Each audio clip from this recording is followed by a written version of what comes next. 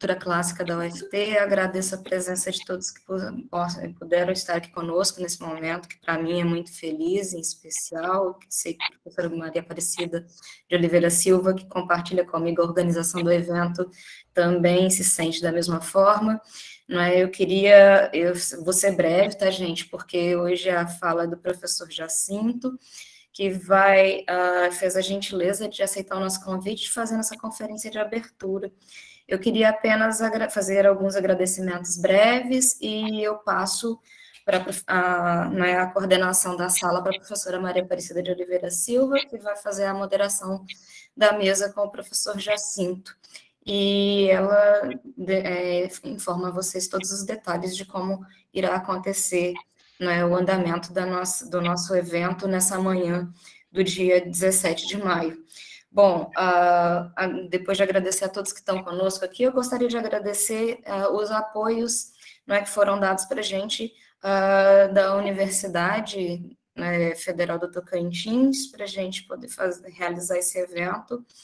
Não é, agradecer os PPGs que nos deram apoio de filosofia e de letras do campus de Porto Nacional, o colegiado de filosofia, os coordenadores, né, professora Elisângela Inocêncio Matos, coordenadora de filosofia, o professor Tiago Barbosa Soares, coordenador do PPG Letras de Porto Nacional, e o professor Judicaio Castelo Branco, que é coordenador do PPG, do mestrado Profilo da UFT, e o professor João Francisco Cabral, coordenador da pós-graduação Lato Sensu, perdão.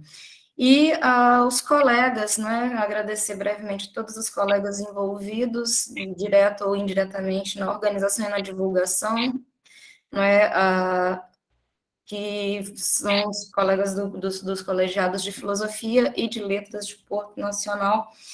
E, não é, aquele meu agradecimento todo especial, novamente, à professora parceira de sempre, professora doutora Maria Aparecida de Oliveira Silva, do LABAN, da Federal do Piauí, que, né, organiza esse evento comigo e não é sem a pessoa sem a qual a gente não estaria aqui reunido para fazer, espero, um belo evento e que todos possam aproveitar da melhor forma possível, não é, a fala, não só do professor Jacinto agora, mas que também possam estar conosco ao longo de todo o dia e amanhã também, para que a gente possa ter uma boa experiência de compartilhamento de conhecimento com os professores que vão fazer as falas para a gente nas mesas, tanto nas conferências de abertura e desfecho, mas também nas mesas das palestras ao longo dos dias de hoje e de amanhã. E agradecer, não é, a Ana Letícia Freitas Neves pela nossa ajuda na divulgação do evento. Bom, eu creio que seja isso, não é? Eu não quero cansá-los, somente um agradecimento mesmo, também à Pró-Reitoria de Cultura, que também nos apoia, da UFT, e eu passo a palavra para a professora Maria Aparecida. Muito obrigado por virem e espero que nós tenhamos uma bela jornada de estudos e aprendizagem. Um abraço a todos. Bom dia a todos.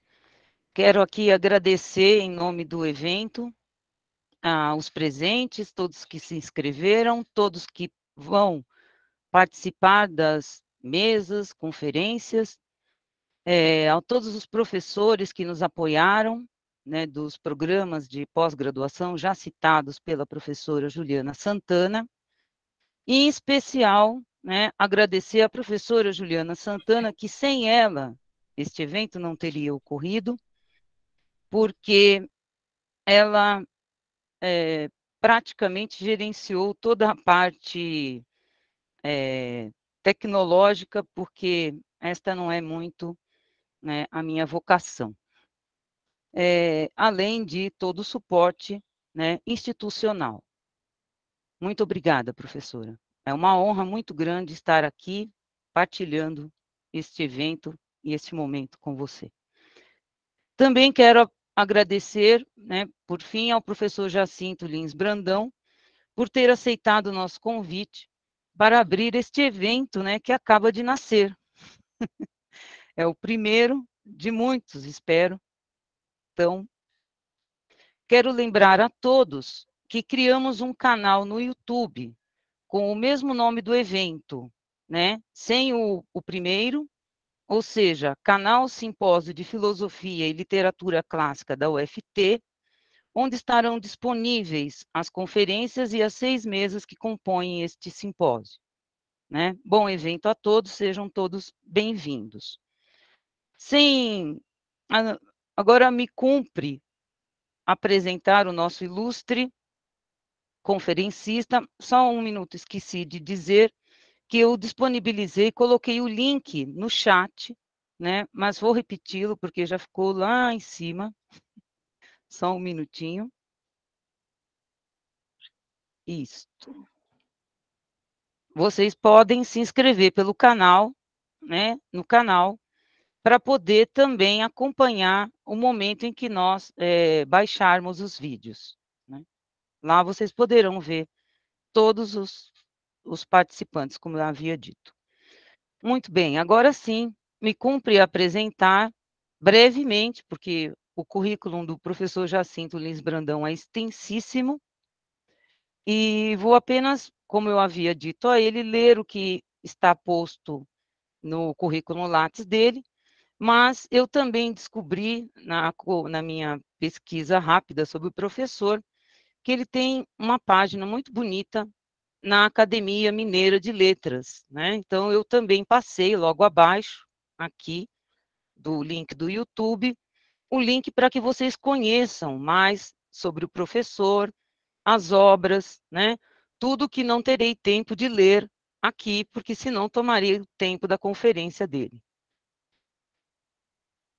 O professor Jacinto Lins Brandão é graduado em Letras pela Universidade Federal de Minas Gerais, doutor em Letras Clássicas pela Universidade de São Paulo, professor titular de Língua e Literatura Grega da Universidade Federal de Minas Gerais de 1977 a 2018. E professor emérito da mesma universidade a partir de 2019. Na UFMG, foi diretor da Faculdade de Letras e vice-reitor. É sócio fundador da Sociedade Brasileira de Estudos Clássicos, a SBEC, em que exerceu os cargos de presidente, secretário-geral e tesoureiro.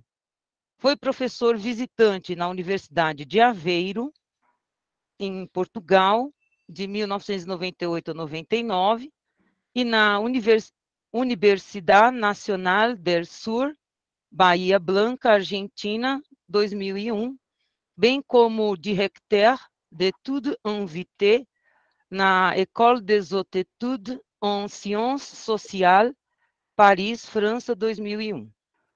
Pertence à Academia Mineira de Letras desde 2018, ocupando a cadeira 25. Foi bolsista de produtividade em pesquisa do Conselho Nacional de Desenvolvimento Científico e Tecnológico, níveis B, A3 e A2, de março de 89 a fevereiro de 2019.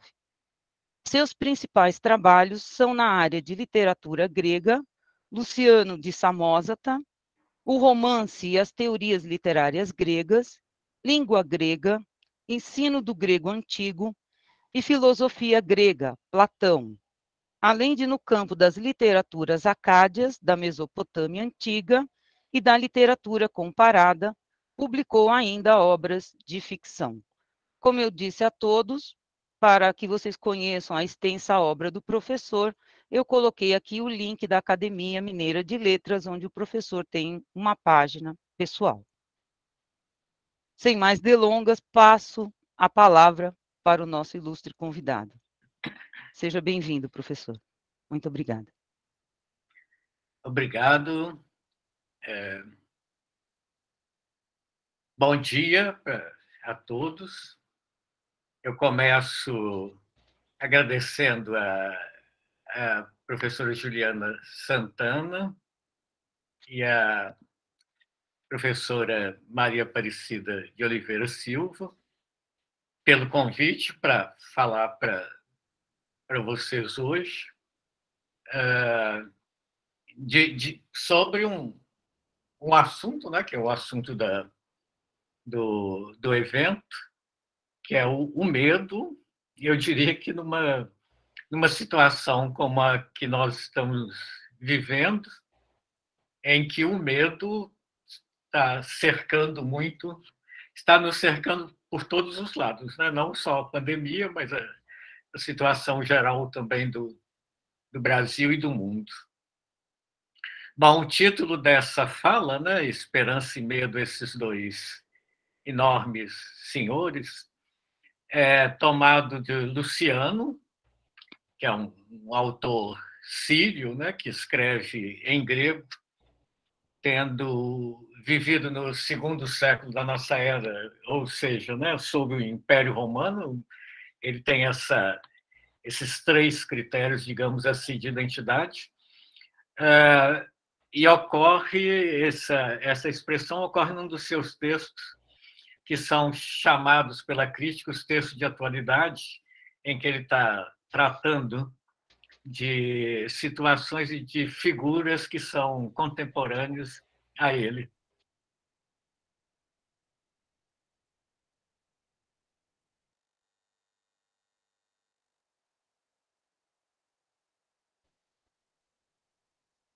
Professor, não conseguimos ouvi-lo.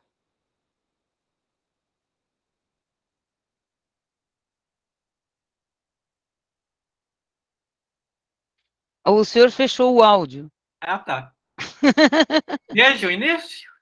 Sim, mais ou Não menos. não nada ainda, né? É. Tá bom. E eu até vou me desculpar, porque eu deveria ter anunciado o título da sua apresentação, Ah, tá, não, eu anuncio. né? Esperança e Medo, esses dois enormes tiranos. É o Desculpa, título. a tecnologia sempre provoca isso. Eu não tinha visto que o áudio estava fechado.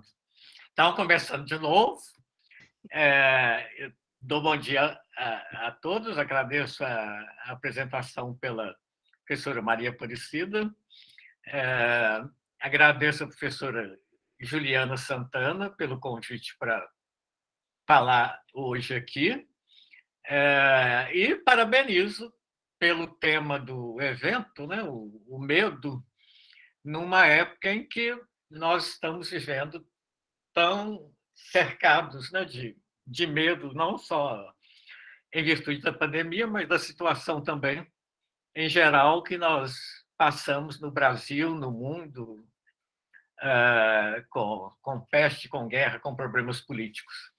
Bom, o título dessa fala, né, que é Esperança e Medo desses dois grandes, enormes senhores, ele é tomado de um dos textos de Luciano.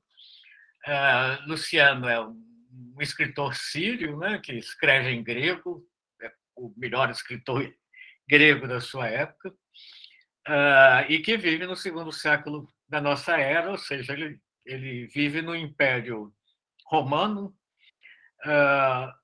essa expressão ocorrendo num dos chamados pela crítica textos de atualidade do corpus de Luciano, textos, então, em que ele se volta para situações e figuras que são contemporâneos a ele. A expressão ocorre nesse seguinte trecho. Como era de se esperar de dois homens péssimos, muito ousados e muito dispostos a fazer o mal, unidos para o mesmo fim, facilmente eles compreenderam que a vida dos homens é governada por esses dois enormes tiranos, a esperança e o medo, e que aquele que for capaz de usar cada um deles para o que lhe convém, enriquecerá rapidamente, pois viam que a ambos, ao que teme e ao esperançoso, o conhecimento do futuro é altamente necessário e almejado. E por isso Delfos foi rica e cantada no passado, assim como Delos, Claro e Branquidas, já que os homens, por causa dos tiranos que eu disse, a esperança e o medo, sempre indo e vindo aos santuários, precisam saber de antemão o futuro e, por isso, sacrificam hecatombes e consagram lingotes de ouro. Ele escreve isso a propósito de uma figura dele contemporâneo, Alexandre de Abonotico, e do Comparsa do Alexandre, que ele diz que é um certo autor de Poros bizantino, daqueles que se atiram às competições e de natureza muito mais abominável do que a dele, Alexandre. Ele, uma personagem chamada talvez Coconas. Os dois, depois de vagarem fazendo charlatanices, aplicando golpes e arruinando, segundo Luciano, os grosseirões, e ele explica que é assim que na linguagem tradicional dos bruxos eles chamam o grosso da humanidade. Então, tendo encontrado, né, no meio deles uma mulher rica chamada Mácetes, já longe de sua primavera, mas que queria ainda ser desejável, eles obtinham dela o necessário para se manterem. Eles acompanharam essa mulher da Bitínia até a Macedônia, e em Pela, que era o centro, né, do reino macedônio, um lugar próspero em outros tempos, nessa época já modesto.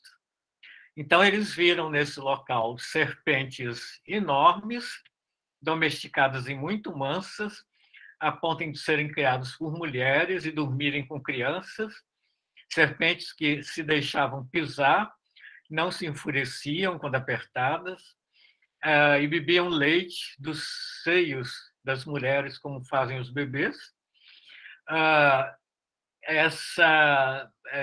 Comprando, então, uma dessas serpentes, né, por 2 óbulos, eles decidiram, então, fundarem Abonotico, na Paflagônia, um santuário dedicado a uma nova manifestação de Apolo Glicon. Então, seria essa nova manifestação de Apolo. Bom, mesmo que Luciano seja para nós o único autor antigo a fazer referência a esse Alexandre,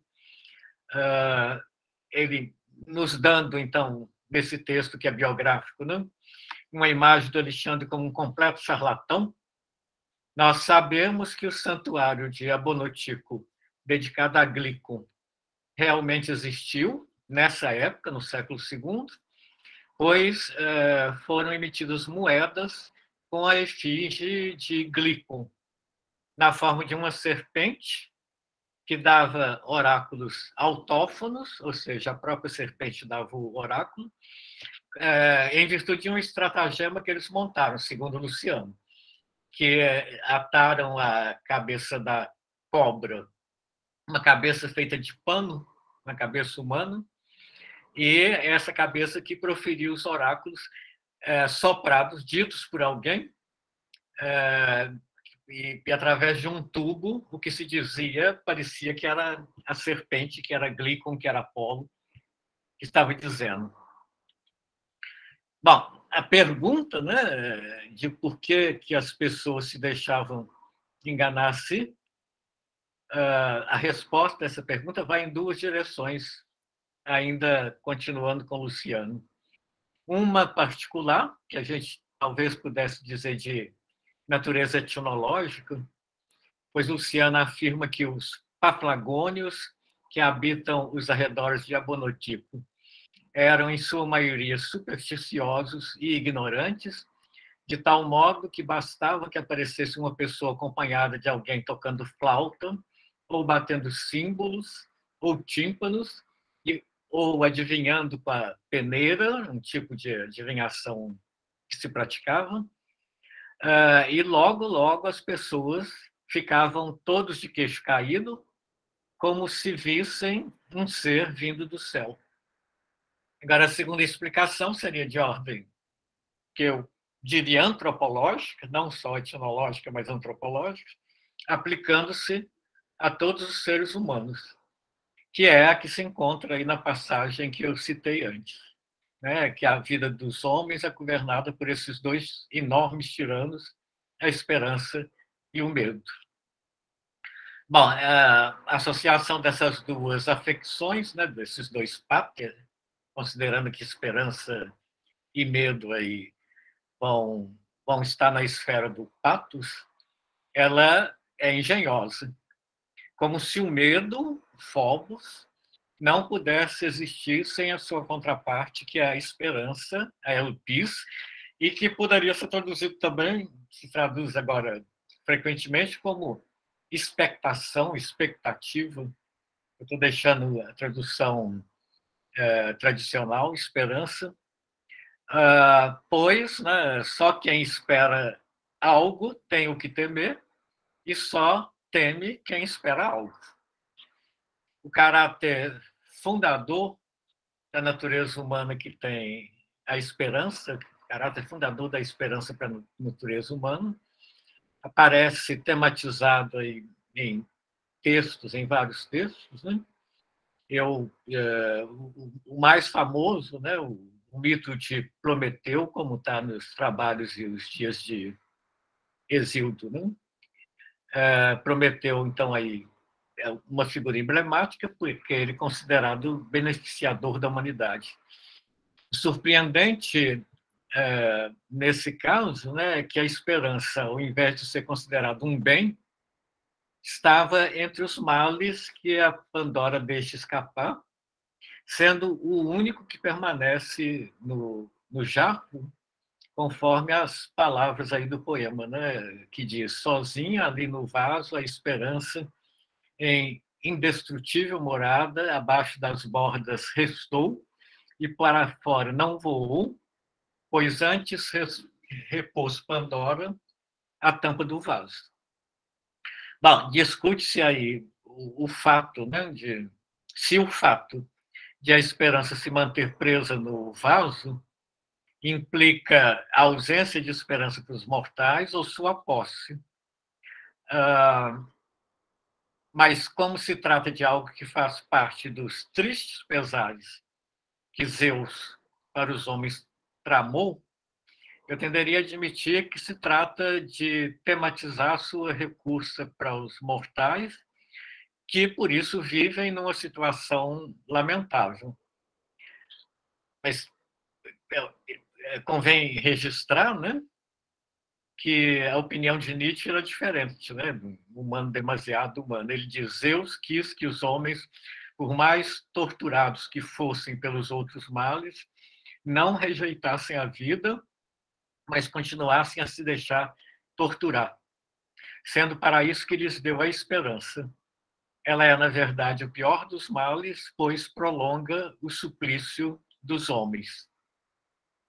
Bom, de um modo talvez mais claro e talvez até mais otimista, se eu posso dizer assim, Ésquilo, no Prometeu Acorrentado, afirma que, dentre os bens que Prometeu concedeu à humanidade, e pelo que ele sofre o castigo de Zeus, o maior não é nenhum dos que ele arrola na peça, né, que é ensinar todas as artes, a observação dos astros, o reconhecimento do ciclo das estações, a escrita, o cálculo, a construção de navios, etc.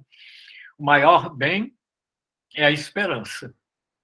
Motivo porque ele prometeu, né, esclarece ao coro das Oceânides, que depois que Zeus, né, tendo se assentado no trono de seu pai Cronos, repartiu os privilégios dentre os deuses, nenhum bem ele concedeu aos mortais, pois ele planejava destruir a raça humana, substituindo por uma raça nova. Então, Prometeu declara que a isso se opôs, né? Ele diz: eu liberei os homens, fazendo com que não descessem trucidados ao Hades, e a forma como isso se realiza é significativa. Citando as palavras do texto, né, Prometeu afirma, na conversa com Corifeu: fiz cessar para os mortais a previsão da morte. Corifeu pergunta: qual remédio, qual fármaco você encontrou para essa doença? E Prometeu responde: cegas esperanças neles fiz morar. Corifeu, então, comenta: grande é esse dom, útil é esse dom, que deste para os mortais. Até pela concisão do que se diz, né? Torna-se, o dom de Prometeu torna-se mais enfático. Inclusive, ele está dizendo, né, que ele instalou catóxica, né, dentro dos homens essas cegas esperanças, o que pode ser um recurso para entender a questão do vaso nos trabalhos de dias, pensando que isso, de alguma forma, está falando do interior do próprio homem, numa interpretação aqui que não necessariamente seria a do próprio poema de Hesíodo. O que ele está dizendo, na verdade, é isso, né? A morte é própria da natureza humana, os homens são mortais, né? Em oposição aos deuses que são imortais, e mesmo que o homem não seja o único que morre no mundo, na economia aí do universo, ele é o único que sabe que vai morrer. E o que havia de terrível antes era, ele disse, né, a previsão da morte. Então, viver sob o peso do prever-se, né? Ele está usando o verbo proder, que está aí em grego, a própria morte, tê-la constante e previamente sobre o olhar, era a condição desgraçada e iniludível da humanidade antes do dom de Prometeu. Não era, então, da morte que Prometeu poderia livrar o homem, já que o homem é próprio da natureza humana, né? Ser mortal, e mudar isso seria dissolver a própria natureza humana, os homens se tornariam deuses, né? O que contrariaria a economia do mundo, mas o fármaco, por ele encontrado, foram essas cegas esperanças, tá? Tifla e Eupides. Tudo nisso aí é significativo, né? Trata-se de um fármaco que, como você sabe, nomeia tanto remédio quanto veneno, como é próprio de todo remédio, o que sublinha a ambivalência do dom e sua utilidade. Trata-se de um dom que, em vez de fornecer acuidade de visão, apresenta-se como cegueira, como cegas esperanças. Então, de uma perspectiva positiva, considerando a indecidibilidade que cerca aí o próprio conceito de fármaco, são as cegas esperanças que tornam possível a existência humana, enquanto tiram da visão do homem o peso da morte, ou o medo da morte, né? Fazendo com que cada qual, a cada dia, se entregue aos afazeres da vida, né? Todo dia nós levantamos e vamos tocar a vida, inclusive aprendendo a controlar a natureza, que são os outros dons de Prometeu, né? E fabricar o necessário para que isso se faça. Agora, de um ponto de vista negativo, né? Essas cegas esperanças, elas seriam o maior dos males, justamente por prolongar, vou usar o termo de Nietzsche, o suplício dos homens que preferem viver nessa condição que lhes é dada. Bom, o que há de terrível na previsão da morte, mesmo que não se explicite aí na peça de Ésquilo, é naturalmente o medo maior, que é o medo do fim da existência. Conforme Aristóteles na Retórica, o medo é certo desgosto ou preocupação resultantes da suposição de um mal iminente ou danoso ou penoso, pois não se temem todos os males, o de que alguém, por exemplo, se torne injusto ou de espírito obtuso, mas sim aqueles males que podem provocar grandes desgostos ou danos. E isso quando não se mostram distantes, mas próximos e iminentes. Ele continua com efeito: não se temem os que estão muito distantes, Assim, todos os homens sabem que vão morrer. Mas como esse fato não é imediato, não lhes traz nenhuma preocupação. Definindo, então, o que é, dessa forma, né, o que é temível em termos gerais, o Aristóteles, né, que é um grande classificador, ele oferece uma relação detalhada do que e a quem temer nesses termos. Eu vou arrolar aqui os tipos, são vários, mas é interessante o que está na retórica. Ele diz o seguinte: como as pessoas são bastante perversas, dominadas pelo desejo de ganho e covardes nos perigos, é frequentemente temível, foberon, é a palavra que ele vai usar aí sempre, estar à mercê de algum outro. Tá? O outro, por si, já é temível, dessa perspectiva, né, que as pessoas são perversas e movidas pelo desejo de ganho e covardes nos perigos.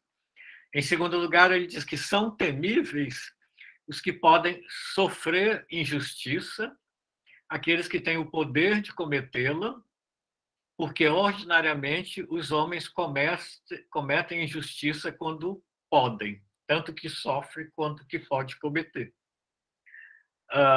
Em terceiro lugar, são temíveis ainda os que sofreram ou creem sofrer injustiça, pois estão sempre em busca da ocasião, do kairos, para se vingarem. Quarto, né? Também são temíveis os que cometeram uma injustiça se têm poder, visto que temem ser vítimas de alguma vingança, e tal eventualidade é temível. Quinto, são temíveis os nossos rivais nas mesmas coisas, se ambos, nós e ele, né, não podemos tê-las ao mesmo tempo, porque sempre estamos em conflito com tais pessoas. Sexto, né?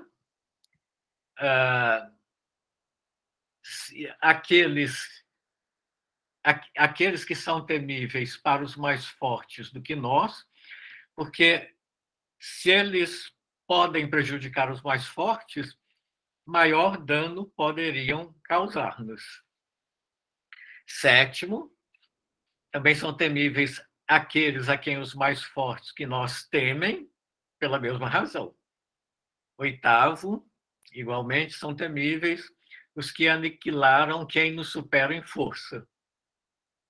Nono, também os que atacam os mais fracos que nós, ou já são temíveis ou serão, depois de terem seu poder aumentado. Já estou no 10º, estou perdendo a conta, porque aqui está com letras, né? Então, item J. E entre as vítimas de injustiça e os inimigos ou adversários, são temíveis não os arrebatados e os francos, mas os calmos, os dissimulados e os astutos, pois não se pode saber se estão prestes a agredir, de sorte que jamais fica evidente que estão longe de fazê-lo. Essa distinção aqui é muito interessante, né? Aparentemente são os arrebatados que são temíveis, né? Mas os calmos, dissimulados e astutos terminam por ser mais do que aqueles. K, igualmente são temíveis. Bom, tudo isso é relacionado às pessoas que são temíveis, né? Agora nós vamos chegar nas coisas, que é o que me interessa mais. Igualmente são temíveis as coisas contra as quais os recursos não existem ou são difíceis. Para falar de modo geral, tudo o que, acontecendo ou estando prestes a acontecer a outros, provoca compaixão. Item seguinte: enfim, todas as coisas temíveis são ainda mais temíveis se não é possível a seus autores corrigi-las, ou porque isso é absolutamente impossível, ou porque não depende deles, mas de seus adversários. O último desses itens: necessariamente, pois, Os que pensam que podem sofrer algum mal temem não só as pessoas que podem causá-lo, mas também tais males e o momento da ocorrência. Bom, então, resumindo, além dos vários tipos de pessoas temíveis, né, e concentrando-se nas circunstâncias que podem ser classificadas assim, para Aristóteles são temíveis as coisas sem recurso ou incorrigíveis, aquelas imprevisíveis, como tudo na vida, né? E as coisas iminentes. Uma bela ilustração disso, né, do medo provocado por esse tipo de situação, nós encontramos, por exemplo, no Sete contra Tebas de Ésquilo. Eu sei que alguém vai tratar da peça especificamente, né, no programa desse evento, mas é a situação do coro das mulheres tebanas, né, dentro da cidade inteiramente sitiada, o coro dando vazão aí ao seu pavor, numa situação, vou usar os termos de Aristóteles, sem recurso, imprevisível e iminente. O perigo sendo percebido aí só pelos ruídos que penetram na cidade, ou seja, penetram na cena, já que a cena é o interior da cidade, o ruído que vem do exército que sitia Tebas. O Ésquilo, nessa circunstância, né, ele consegue fazer uma cenografia sensacional, fazendo o medo ressoar mesmo no plano sonoro do que o coro diz, né? Como num dos versos em que as mulheres do coro se perguntam, né, ouvis ou não ouvis o estrépido dos escudos, isso que seria o sentido.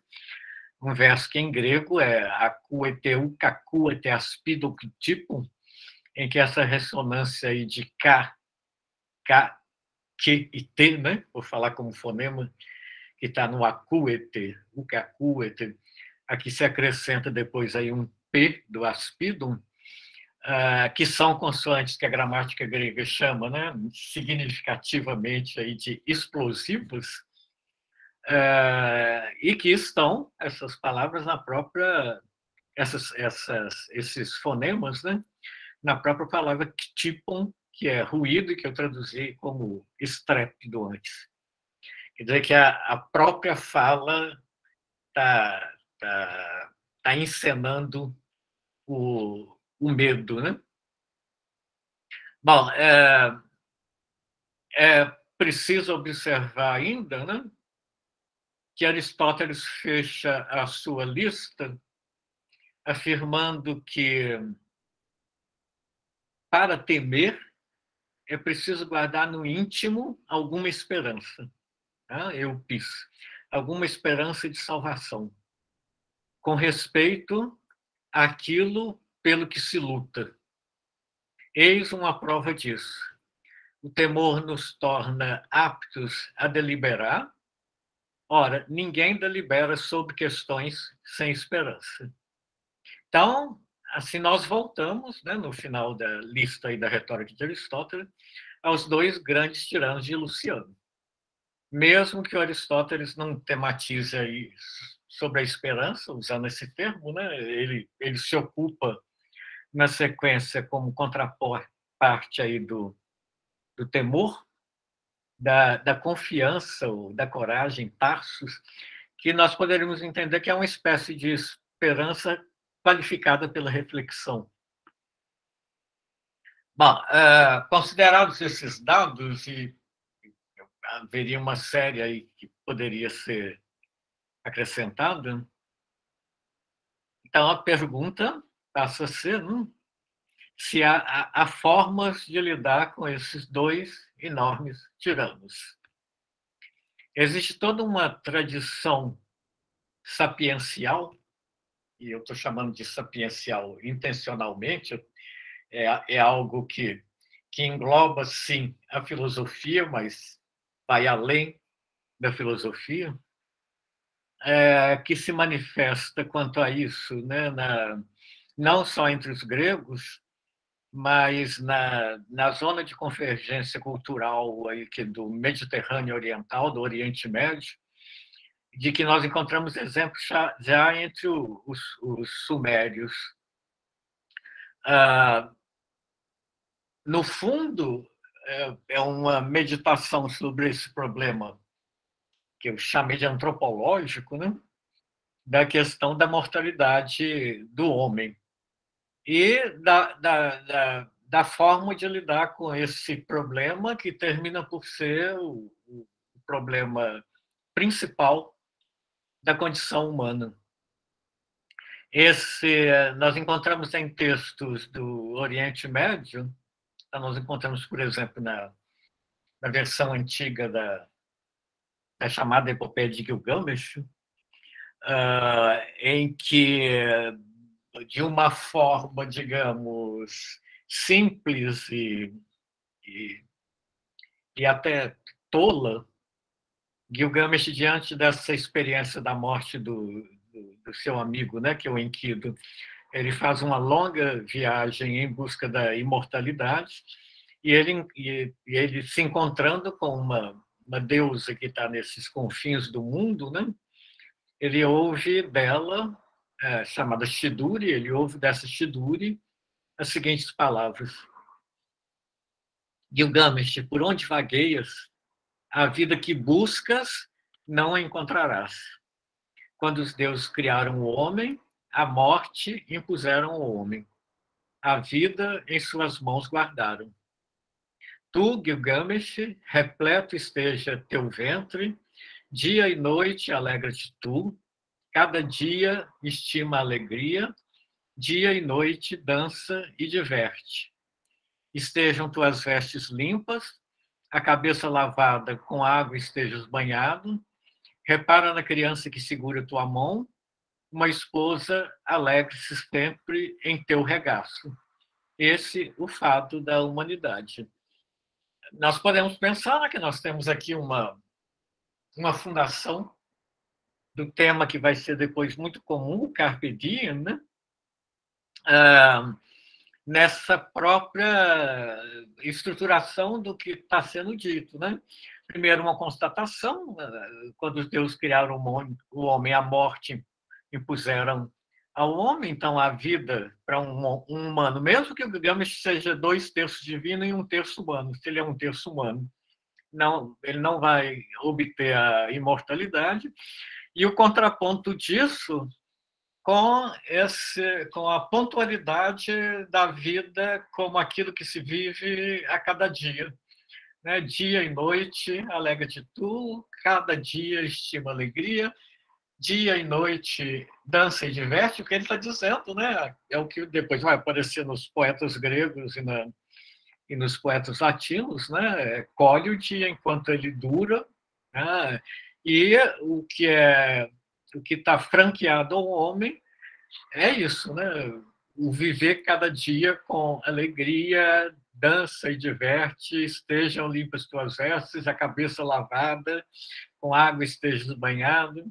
Repara na criança que segura tua mão, uma esposa alegre-se sempre em teu regaço, que aponta também uma outra forma, né, de superação desse medo, que nessa perspectiva de que, se o indivíduo morre, né, a humanidade continua nesse processo de procriação. Nós encontramos, né, esse tema repetido aí também em outras, continua no Oriente Médio, né? Vou citar um trecho pequeno aqui do Eclesiastes, né, o Kohelet, quando ele diz: pois aquele que se vincula, eu estou usando a tradução do Haroldo de Campos, que eu gosto muito, pois aquele que se vincula ao todo dos viventes, segura-se a esperança, pois cachorro vivo é melhor que leão morto, pois os vivos sabem que vão morrer, e os mortos, eles não sabem, e para eles não há mais salário, pois a memória esquece o seu obituário. Tanto o amor, quanto o ódio, quanto o ciúme deles são agora de outrora. e mais nenhum quinhão para eles por todo sempre em tudo que se faz sob o sol. Vai, come com prazer o teu pão e bebe de coração leve o teu vinho, pois já agora Eloquim acolheu tuas obras. Em todo o tempo sejam tuas vestes brancas, e o perfume sobre tua cabeça nunca falte. Vê a vida com a mulher que amas. Todos os dias da tua vida névoa nada, os quais te foram dados sob o sol. Todos os teus dias névoa nada, pois este é teu quinhão, no viver e no fazer, na fadiga do que fazes sob o sol. Bom, eu estou dando esses exemplos para a gente ver que se trata aí de um topos, né, compartilhado, e que nós podemos acompanhar em termos de longa duração, que joga com esses dados, né? A consciência da morte, a presciência da morte como parte da condição humana, o que seria a principal razão do temor, e o aconselhamento sapiencial, né, de que a forma de contornar isso, o temor da morte é inevitável, é essa vida que se desdobra dia a dia. E nesse desdobramento dos dias é que estaria aí o fármaco. Não é muito distante das esperanças cegas nós encontramos em Ésquilo, né, no Prometeu. E, no caso do grego, né, esse tipo de sabedoria ele está muito presente nos poetas mélicos, arcaicos ou líricos. Né? Simônides, por exemplo, ele afirma que os homens vivem um tanto em estado de inconsciência do maior dos males, que é a morte, que tornaria insuportável a vida. Mas ele, num dos poemas, ele diz, um poema de aconselhamento, ele diz o seguinte, né? É um fragmento famoso do Simônides. Eis o que de mais belo o homem de Quios disse, como a geração das folhas, também a dos homens. Poucos os mortais cujos ouvidos isso acolheram, e nos peitos os firmaram, pois há expectativa em cada um dos homens. Expectativa é o pis. Aqui brota no peito dos jovens. Enquanto um mortal tem a muito amável flor da juventude, com leve coração muitas coisas vãs ponderam, pois nem tem a expectativa, é o pis, de envelhecer, nem de morrer, nem quando é são, preocupa-se com a doença.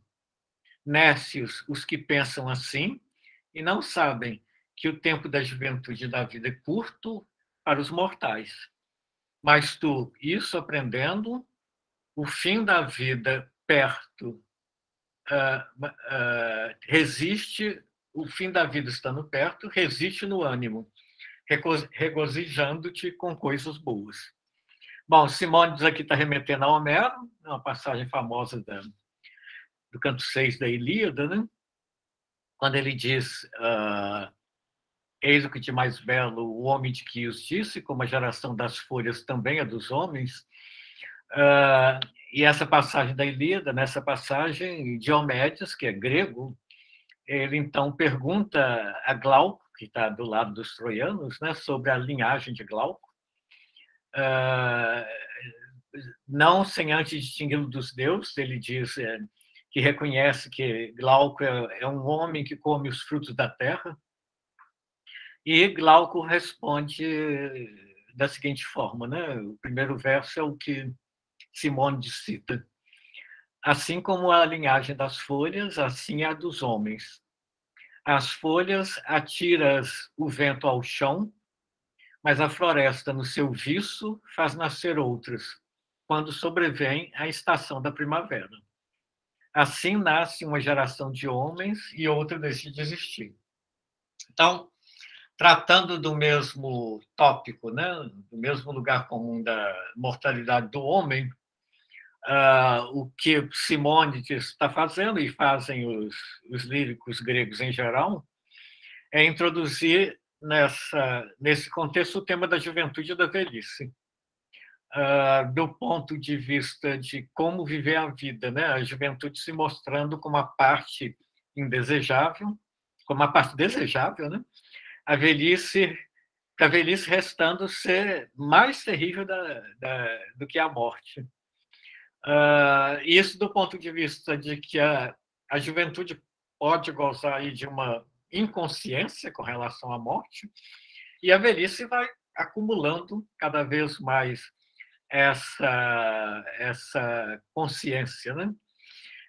O que nós temos aí também, mesmo que ele esteja citando o verso Homero, né, como a geração das folhas também é dos homens, o que nós temos é uma espécie de redução, que quando o Homero diz, né, como a geração das folhas, assim também é dos homens, as folhas atiram o vento ao chão, mas a floresta, quando vem a primavera, ela produz outras folhas.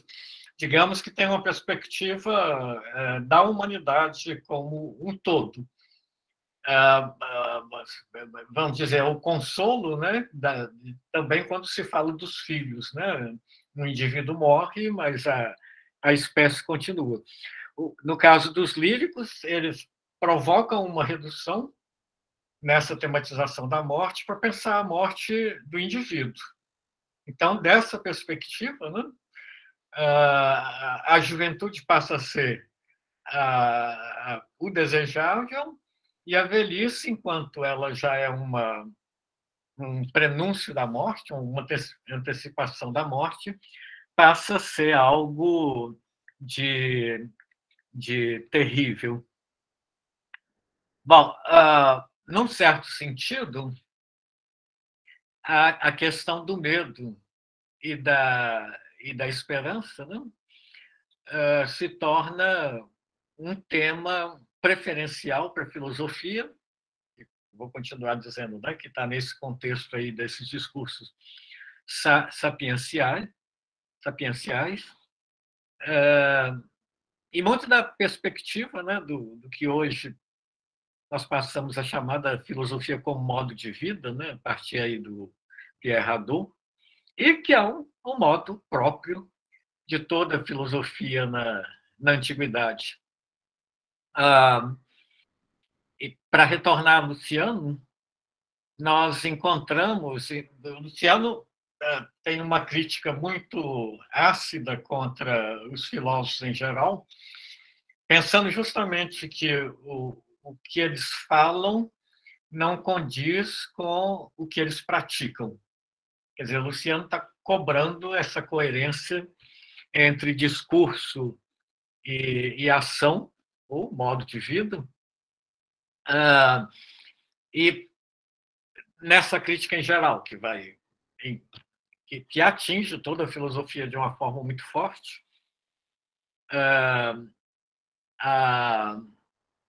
ele chega a dizer que todas as filosofias são ridículas por esse aspecto, e apresentando, então, um contraponto que seria o que ele chama de pensar no comum. Em vez de todas aquelas complicações dos silogismos e de todos os sistemas filosóficos, a sabedoria estaria em pensar o comum.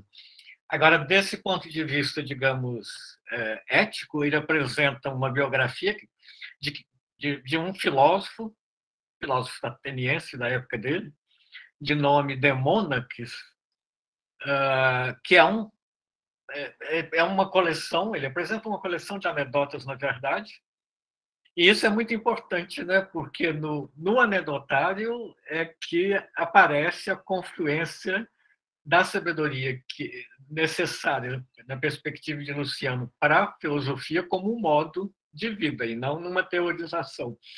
Isso aproxima muito o Demônaques dos filósofos cínicos, né? Embora O que está no texto é mais na direção de um ecletismo de várias escolas, mas está muito manifesto no desprezo que Demônax tinha das posses, das convenções sociais, tudo em nome de libertar os homens. E essa liberdade passa a ser o requisito principal, não só nesse texto, mas em vários de Luciano, para uma vida feliz. O que é um princípio do cinismo também, né? dos bens aí que estão sendo buscados. Né? Bom, o Demônax, a única informação que nós temos sobre ele é do próprio Luciano. Então, nós não vamos saber se realmente existiu ou se é um modelo que o Luciano está criando. Isso não interessa tanto, né? Mesmo que o Demônax apareça nos dicionários de filosofia antiga, a única fonte sendo Luciano, como do Alexandre também. Agora, ele diz num determinado ponto dessa biografia do Demônax. Alguém que perguntou a Demônax qual para ele seria a definição de felicidade, ele respondeu que só a pessoa livre é feliz. O outro, então, rebateu, afirmando que as pessoas livres são muitas. Então, Demônax acrescentou: é que, para mim, essa pessoa livre é aquela que não espera e não teme. Aí o sujeito falou: e como alguém seria capaz disso? Pois todos somos, no mais das vezes, escravos desses sentimentos. E o Demônax arrematou: na verdade, se você compreendesse bem o afã dos homens, descobriria que ele não merece nem esperança nem medo, cessados totalmente os prazeres e as dores. Essa perspectiva não é apanágio de uma só escola filosófica, né? E essa questão de como tratar o desejo dos prazeres, o medo das dores, que é um desdobramento aí de esperança e medo, mas ela está de forma diferenciada em várias filosofias, né? Embora ressaltada de modo mais enfático por algumas heiresses, né? Isso que a gente traduz como escolas, tá? A tradução literal é escolhas de modos de vida que as várias filosofias oferecem, como, por exemplo, no epicurismo, né? No estoicismo também. Bom, para trazer um exemplo contemporâneo de Luciano, eu vou tomar alguma das reflexões do Marco Aurélio, que é um exemplo significativo, né? O Luciano vive aí sob o império de Marco Aurélio, a época que Marco Aurélio está governando. De uma certa forma, né? Marco Aurélio está realizando o ideal aí platônico do rei filósofo, e o Luciano, na certa medida, está pondo isso em questão. Mas no livro, que é normalmente, né, traduzido como Meditações, o título exato é Para Mim Mesmo, né? Então são reflexões, ele escreve, por exemplo, tá? Vou pensar alguns afirmativos. A morte, o que é? Vejam isso.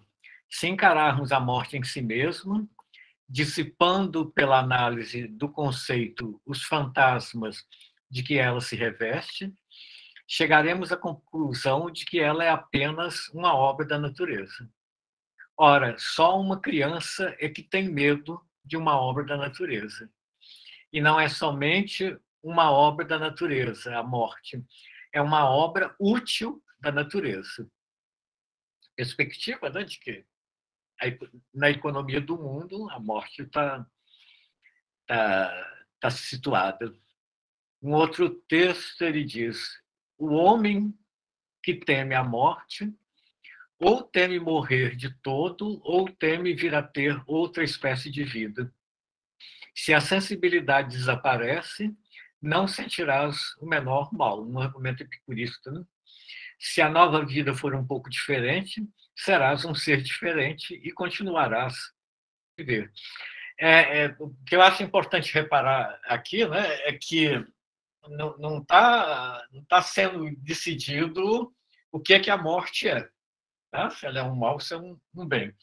Tá sendo, a reflexão serve como o fármaco para poder enfrentar esse que é o maior dos temores para o ser humano, que é a aniquilação com a morte. Um outro trecho ele diz: o cessar de uma atividade, o repouso, por assim dizer, a morte de um impulso, de uma opinião, não são mal nenhum. Passa agora para as diferentes idades da vida: a infância, a adolescência, a juventude, a velhice. Aí toda mudança é uma morte. Que há aí para temer? Lembra agora a vida que levavas junto de teu avô, da tua mãe, do teu pai. Depois disso, que já passou, das transformações e coisas que já não são.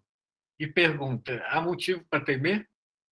Assim acontecerá quando deixares de ser, quando repousares das vicissitudes de toda a tua vida. No outro texto, vai no rumo de teu fim. Diz adeus às esperanças vãs e vem em teu auxílio, se é que te importas contigo, enquanto ainda é possível. Mais uma, de duas uma, mais uma, né? E começa com de duas uma. Ou os deuses não podem nada, ou têm algum poder. Se nada podem, por que lhes rezas? Se algum poder têm, por que não pedir-lhes antes que te concedam nada temer ou nada cobiçar dessas coisas que aí estão e não te afligir, em vez de pedir que tal coisa não aconteça ou que tal outra, ao invés, suceda. Vejam que ele explora muito essa questão dos deuses, né? E isso é muito importante aí, principalmente para o estoicismo, a ideia de providência, né? Tem essa providência divina que regula as vicissitudes do mundo. Nisso, ele está numa posição muito diferente do Luciano, que já decidiu, tá? Que os deuses não podem nada, e que tudo isso, no contraponto do que o Alexandre Diabonotico explora no Santuário, né? Quer dizer que tudo isso é vão. Bom, essas reflexões do Marco Aurélio aí vão na linha, né, do que o Pierre Hadot chamou de exercícios espirituais, considerando o termo grego, a askesis, né, que é suposta aí pelas filosofias antigas, né, os exercícios, simplesmente. E esses exercícios, eles são aí de várias ordens. Eu quero tomar aqui só um dos exemplos, continuando com Marco Aurélio, que seria, em geral, uma das formas desse exercício seria praticar distanciamento com relação às vicissitudes da vida. O que nos conduz àquela definição de Aristóteles, para quem o temor só se dá com relação com o que está próximo e iminente. Inclusive, ele considera, Aristóteles, né, que os homens não temem a morte porque sempre consideram que a morte está distante. Com relação a esse distanciamento temporal, ele pode ser espacial, temporal, lógico, tá, de várias formas. O Marco Aurélio diz o seguinte: eu quero me concentrar no temporal agora. Olha lá para trás, para os abismos do tempo, e depois para diante, para o infinito. Nessa imensidade, qual a diferença entre o menino de 3 dias e o homem que tenha a idade de Nestor? Nestor, personagem de Homero, né? Que é velho, né? Em outro trecho, né? Considera com frequência a rapidez com que passam e desaparecem os seres e os acontecimentos. A substância, como um rio, está em perpétuo fluir. As forças em perpétua mudança. As causas a modificarem-se de mil maneiras. Apenas aí uma coisa estável, e abre-se a nossos pés. O abismo infinito do passado e do futuro, onde tudo some.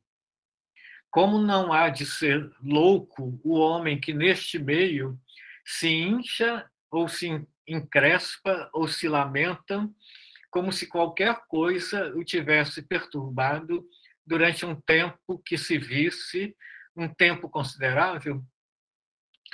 Vejam que é curioso, tá, que a par desses exercícios desse tipo que eu acabei de ler, né, no distanciamento temporal, ou seja, pensar que a nossa vida, na perspectiva do passado e futuro, é um átimo, né?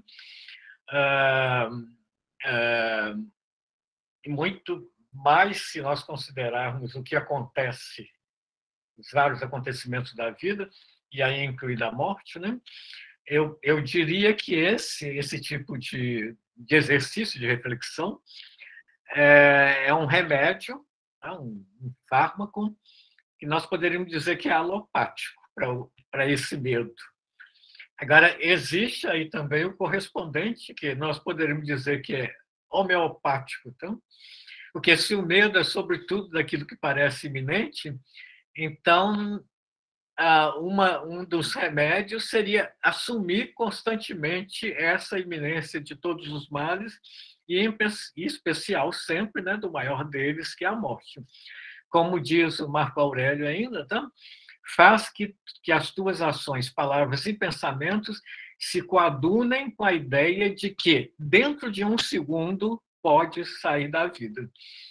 Eu estou dizendo que isso é homeopático porque é tratar o medo com aquilo mesmo que provoca medo. Ele diz num outro trecho, então, numa outra passagem, o presente é igual para todos. O que se perde é, por isso mesmo, igual. E o que se perde surge como perda de um segundo. Não é o passado ou o futuro que perdemos. Como alguém poderia arrebatar o que não temos, já que nós não temos passado nem o futuro?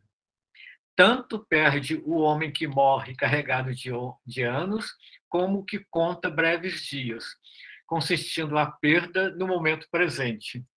Não se pode perder o que não tem.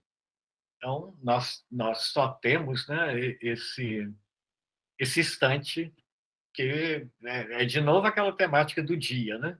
A vida se reduz aos dias. Bom, esses exercícios aí de que eu citei, esses exemplos em termos temporais, né, eles podem ter a forma aí espacial, e é interessante que em textos que são satíricos, cômicos, como é próprio do Luciano, ele de uma forma ficcional, ele apresenta esse tipo de reflexão, trabalhando aí com o espaço, né? As coisas que estão muito aí nesse tipo de literatura, né? Como, por exemplo, a experiência de ver a Terra do alto, constatando que a vida dos homens,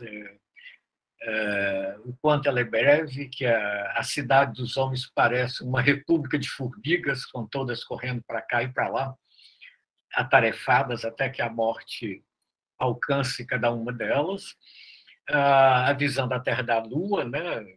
Luciano tem vários textos em que ele explora isso. A visão do mundo dos vivos a partir do mundo dos mortos, né?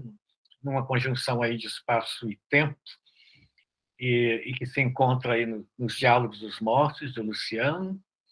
Agora, o Luciano, nessa ampliação, ele nos oferece, num de seus diálogos cômicos, né, algo que em princípio é surpreendente, que até aqui todos os exemplos dizem respeito estão relacionados, né, com a condição humana, e a condição humana básica é essa da mortalidade, porque ele apresenta os deuses enfrentando, né, um terrível medo provocado pela possibilidade de que um filósofo epicurista, no texto esse filósofo se chama Damis, convença a multidão de que simplesmente não existe a providência, a prónoia, nos termos gregos, né?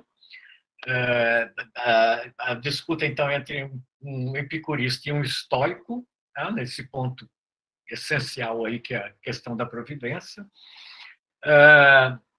e que o que teria como consequência para os deuses de que, se eles não deixassem simplesmente de existir, é que eles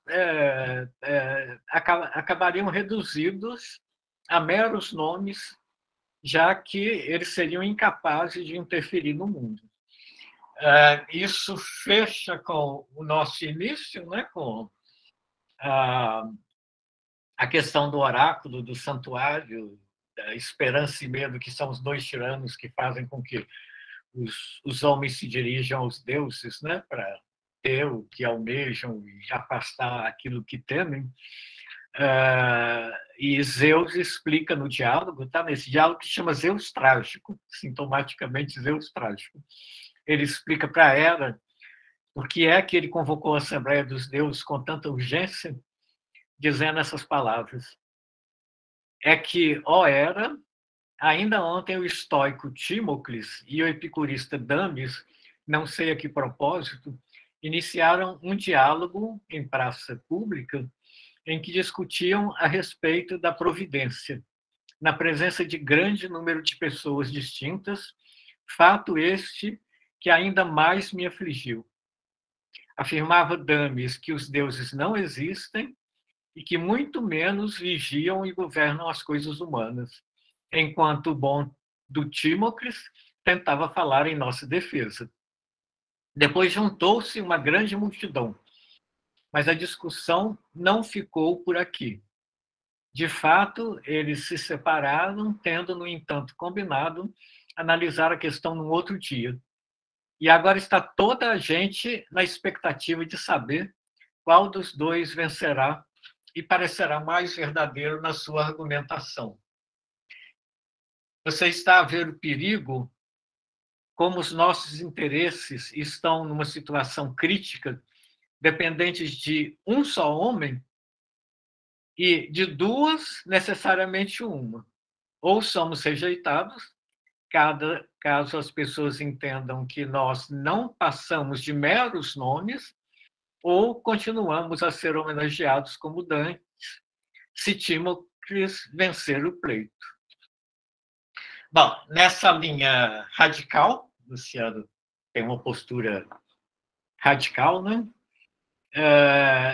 O que interessa aí no que ele está dizendo é um modo de vida que fosse inteiramente livre, né?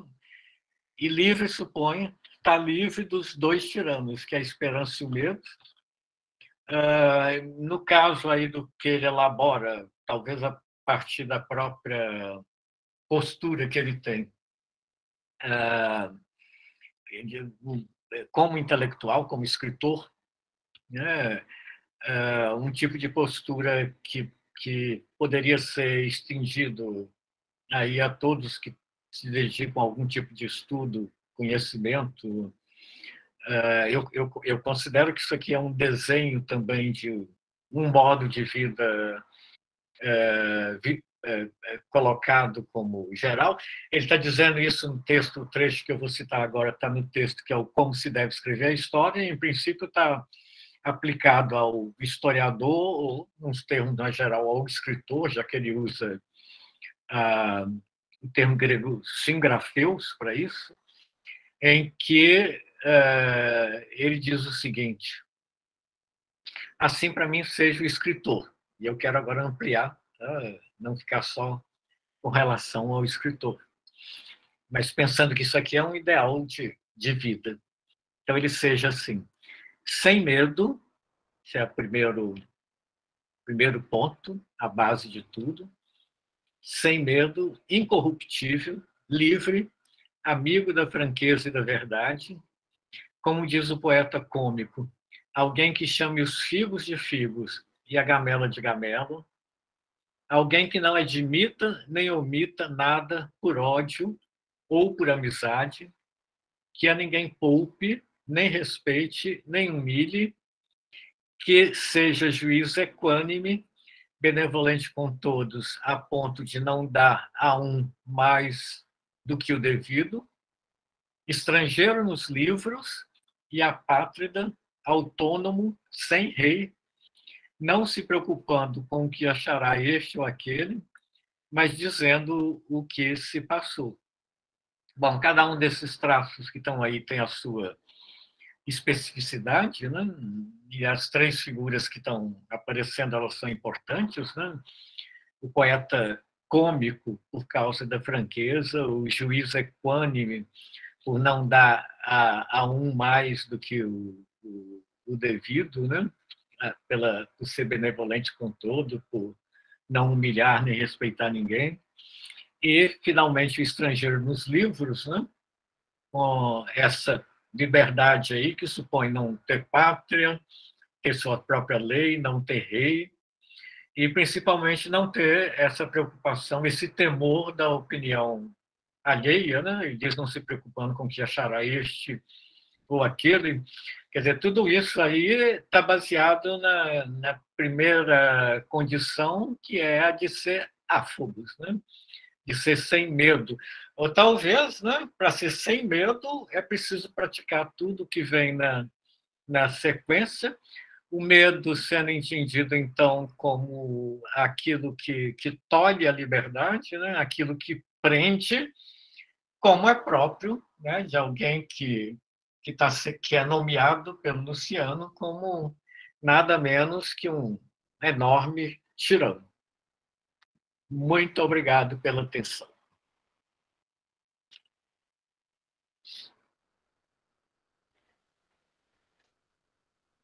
Muito obrigada, professor. Nós que agradecemos muito a excelente conferência, o aprendizado, né, os ensinamentos e as profundas reflexões que nos deixou aqui. Quero passar alguns breves informes antes de passar as perguntas. A lista de presença vai passar agora. Os certificados irão para os que se inscreveram na plataforma. Também gostaria de reforçar que nós temos um canal no YouTube em que nós postaremos todas as conferências, as 2 conferências e as 6 mesas. Por favor, inscrevam-se no canal para que vocês sejam notificados de quando nós baixarmos os vídeos, né? Peço-lhes para fazer as perguntas, no momento, destinadas ao professor. Temos aqui, professor, várias manifestações, né, da Leonardo Guimarães, dizendo excelente. A nossa presidente da SBEC, professora Juvelina Ramos, dizendo uma belíssima apresentação, Jacinto, é sempre bom aprender contigo. A professora Vivian Simões também agradecendo, o professor Bento Silva, muito obrigada por nos oferecer essa fala, excelente palestra, grande professor Jacinto, muito prazer em conhecê-lo ao vivo. E outras manifestações de alunos, Giovanni, Nailane, Daiane e assim vai, também muito animados com a sua conferência, professor. Ficou todo mundo livre do medo, será?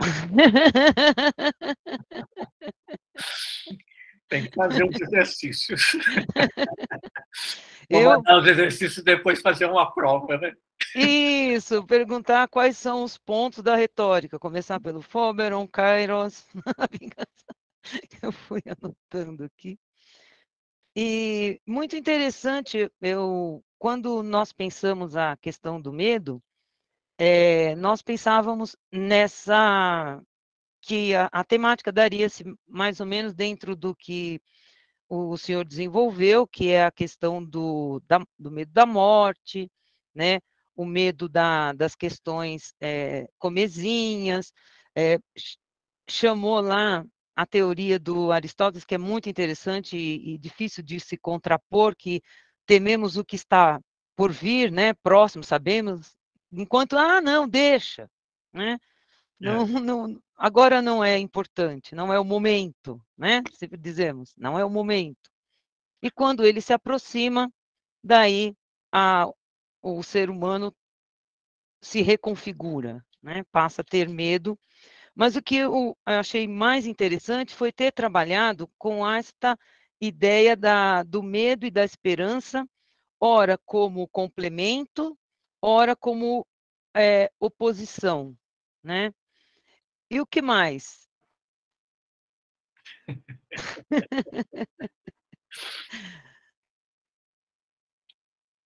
Bom, eu vou continuar pensando com o Luciano. Os dois estão colocados na mesmo status, né?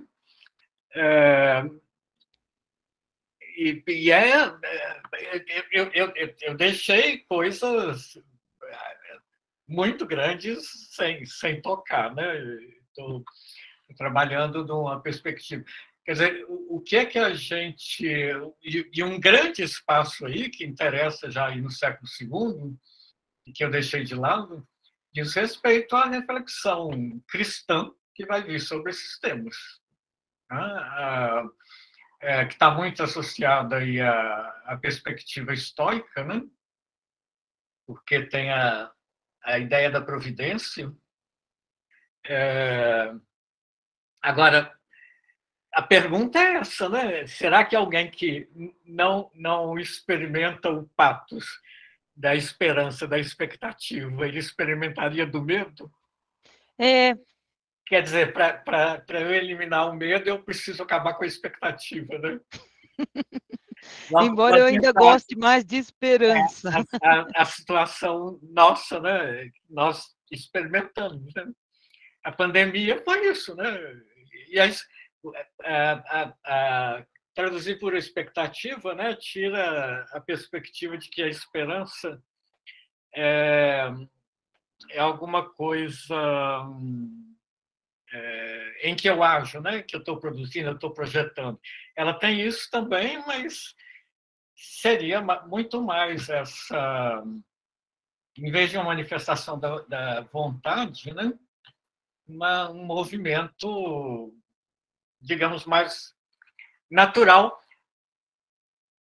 e que a gente compartilha, inclusive, com os animais, né? A gente teria de pensar isso, né?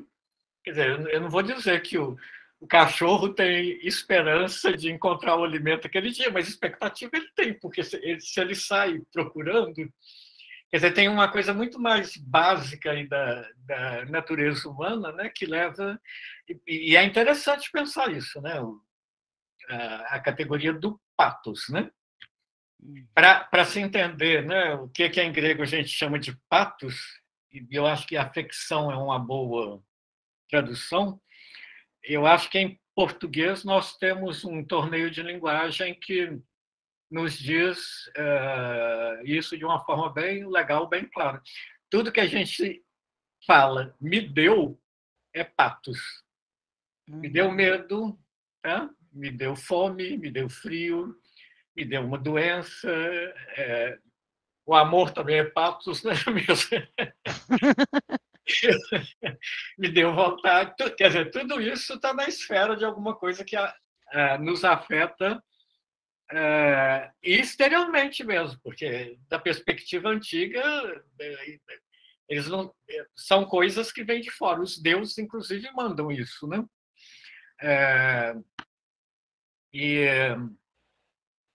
Então, se nós pensamos, me deu uma esperança, é um torneio possível, embora a gente não use tanto, né? A gente use no sentido que a gente está produzindo aquilo. Vamos pensar que a esperança, né, é o PIS, e daí vem o problema de traduzir como esperança, né? A gente configurar. Ela Entendi. passa como uma das virtudes cristãs, quer dizer, tem uma linha nisso aí, e nesse caso da importância que a providência tem no estoicismo e que vai ter no cristianismo, né? Se acredita que o mundo não é uma sucessão de coisas aleatórias, tá? Numa lógica que a gente não consegue entender, e que existe, e que a providência está regulando tudo,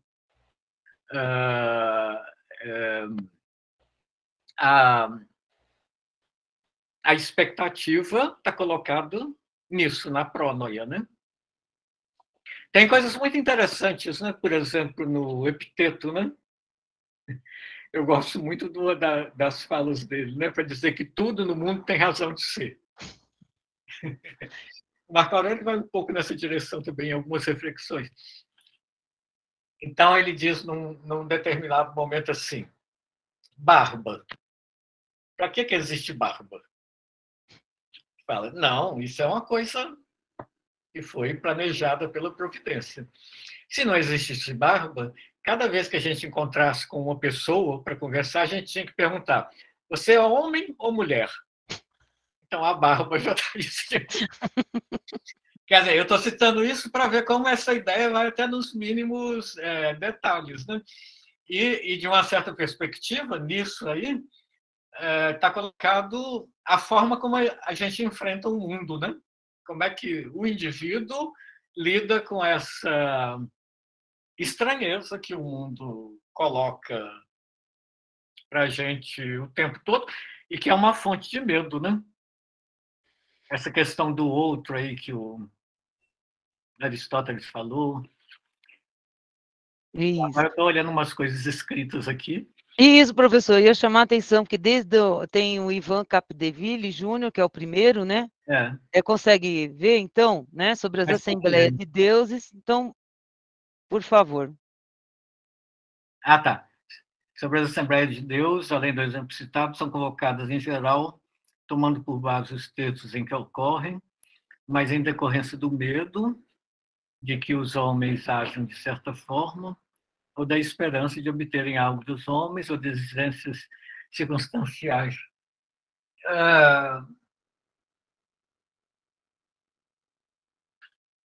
Eu vou começar comentando, né, esse tópico também da Assembleia dos Deuses de uma forma geral. Pensar que os deuses decidem as coisas em assembleia é buscar uma explicação para as vicissitudes. Elas não estão explicadas por si. Eu não sei por que uma coisa acontece. Então, a elaboração da ideia da assembleia, né, e que já está no Oriente Médio, lá também os deuses resolvem em assembleia, implica que, havendo entre eles posições contraditórias, a explicação para o que acontece vem dessa decisão em conjunto. Então, um exemplo fácil, né? Não um exemplo fácil, um exemplo mais visível, né? Quando nós encontramos lá nos textos a narrativa sobre o dilúvio, que é um tópico importante no Médio Oriente, o que se mostra é que os deuses resolveram aquilo em assembleia. Havia um deus contrário, mas ele perdeu naquele conjunto. Agora, também o que aparece é que nem porque eles resolvem em assembleia, eles resolvem sempre bem. A assembleia dos deuses pode resolver alguma coisa movida pelo medo, aí vem a pergunta do Ivan, ou por outro tipo de emoção. A emoções, não, os deuses também são sujeitos a patos. O que é que complica isso? Tá? Pensar a assembleia é uma coisa bem, eu diria que é um bom achado. Então, desde as assembleias que nós encontramos lá em Homero, né, na Ilíada, por ocasião da guerra. Bom, é claro que pensar um único Deus complica essa explicação. E aí é interessante se nós pegarmos a questão do dilúvio, né? E da forma como ela vai aparecer na Bíblia hebraica, né? Na Torá. Porque, mesmo que ali se apresente já é uma situação monoteísta, se admite que existem duas propriedades nesse Deus hebraico, né? Que se manifestam como justiça ou piedade. A interpretação de um rabino que eu estou citando, tá? Porque o texto oferece problemas. Até na composição dele. O que faz Yahvé, o que faz Elohim. Tá? Os dois nomes aparecem no texto. Então, em princípio, nessa interpretação, o Yahvé seria a propriedade da piedade, o Elohim seria a propriedade da justiça. Mas como os homens estavam sendo muito perversos, isso trocou. E aí o Yahvé passa a ser da justiça, e ele que decide que o dilúvio vem, e o Elohim passa a ser o da piedade. Ele que diz para Noé fazer a arca, ele que fecha a porta da arca, ele que fala quando o dilúvio terminou. Tá? Então, tem ações ali de como se fossem dois deuses.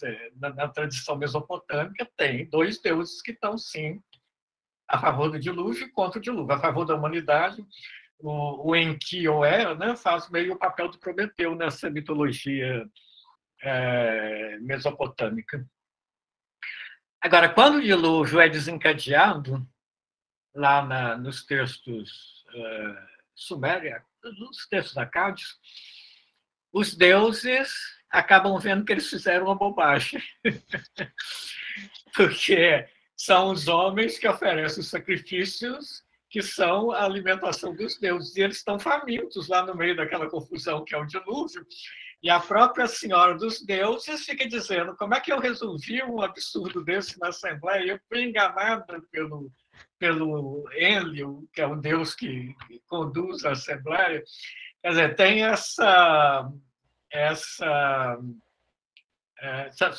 eu entendo que isso tudo são perspectivas, né?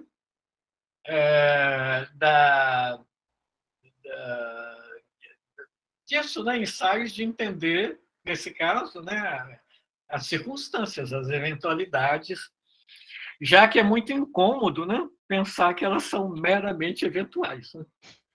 E seria meio deixar em aberto, que é a linha que o Luciano está entrando. Né?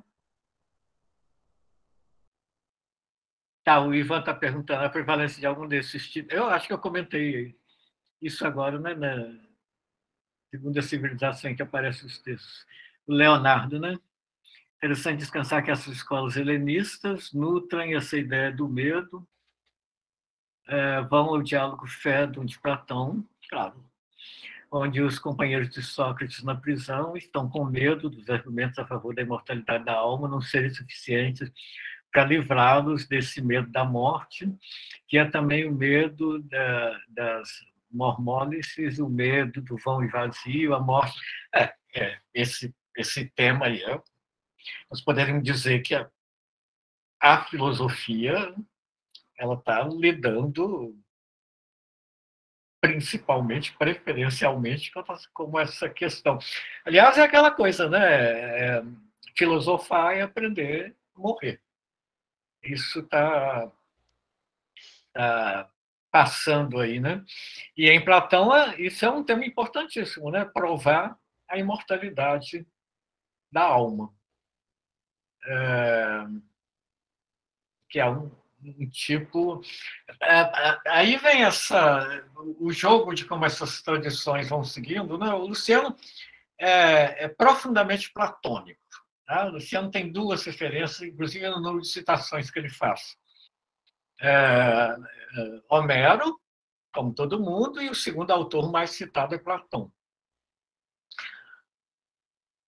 Como Aparecida sabe, né, como Plutarco é profundamente platônico. E tem essa mesma relação nas citações. Ele cita muito mais Platão do que Luciano, o corpus é muito maior, né, do que o de Luciano. E Homero, claro, que é o primeiro aí de todos. Homero tem esse caráter fundamental, educacional aí na antiguidade toda, né? Inclusive continuando depois entre os romanos. Os que escrevem em latim, né? Marco Aurélio é romano, ele está aí. Agora, o Luciano tem essa diferença radical de apresentar a morte, inclusive de uma forma absolutamente concreta. Então, os diálogos dos mortos não abrem nenhum espaço para aquela ideia tradicional da sombra que está no Hades. Mesmo que se faça referência ao Hades, o que se tem é um lugar coberto de caveiras. Quer dizer, é uma visão muito material do que fica nessa sequência aí da morte. Agora, essa ideia, né, de que fica algo, ela vem ela tá. Quando a gente vai voltando no tempo, ela está elaborada já pelos sumérios, que é uma ideia. Eu estou escolhendo as palavras, tá, para o que eu vou definir agora. É a ideia de que a existência humana, né, ela tem dois estados. Existência, estado, tudo intencionalmente escolhido. Tem o primeiro estado, que é o do vivo, que começa com o nascimento e termina na morte. Então, ele tem começo e fim. E tem o segundo estado, que é o do morto, que começa com a morte e não tem fim. Tá? Ele é aberto do outro lado. O que é a diferença entre esses estados? Então, o que é importante? O importante nisso, nessa concepção, é que o indivíduo mantém sua individualidade. Ou, se eu disser de uma outra forma, tá? A palavra lá que eles usam, a palavra em Acádia é etemo, que é muito perto da ideia da psique em Homero. O indivíduo continua sendo quem ele é uma coisa individual, ele não dissolve em alguma coisa, como algumas tradições poderiam pensar. Agora, isso que sobra, isso que corresponde ao segundo estado, sem fim, é material também, né? Como a sombra em Homero. Ela é a única coisa é que, digamos, que no estado de vivo, né, tem uma corporeidade que é plena, e no estado de morto tem uma corporeidade que é depauperada, alguma coisa que resta. Isso se manifesta de uma forma enfática no fato de que, no estado de vida, se pode procriar e não no estado de morto. Os mortos não procriam.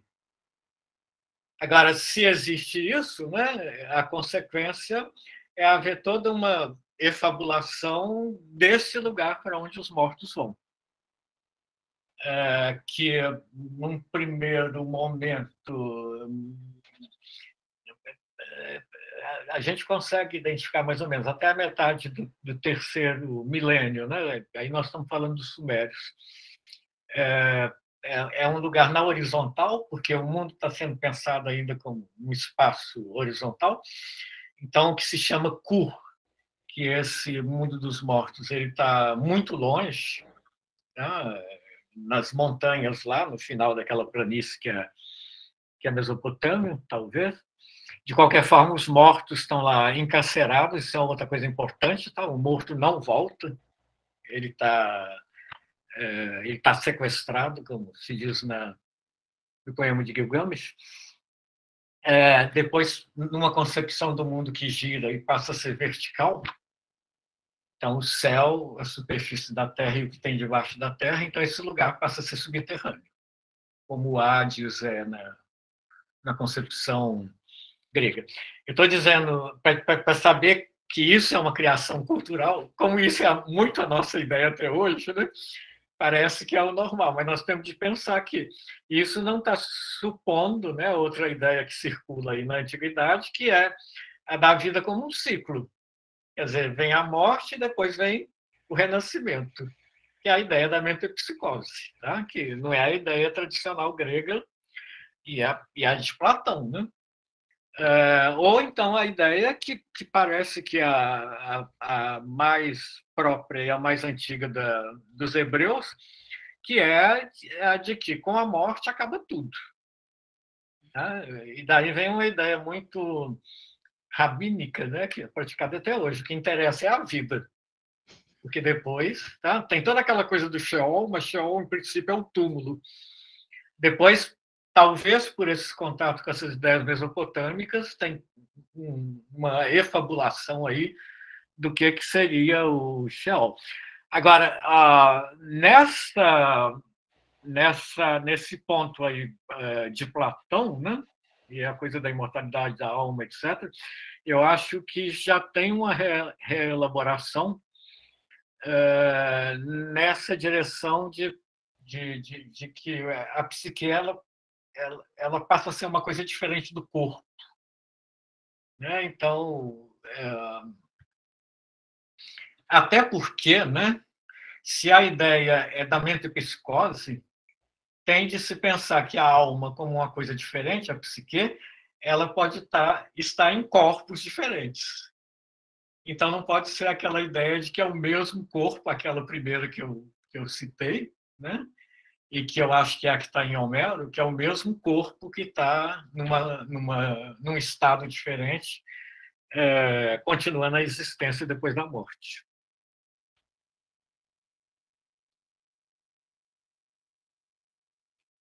Eu acho que era isso, né, que estava aqui escrito. Uhum. Professor, né, e eu pensava que, né, como seria, já que citou Plutarco, como seria a morte em Plutarco, e eu encontrei no fim, né, a resposta. Ele também meio que trata como morreu, acabou. Uhum.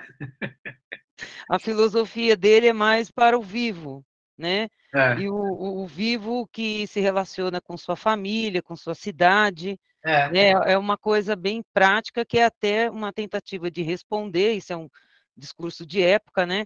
As críticas da filosofia inútil, né? Que não, na prática não se opera, né?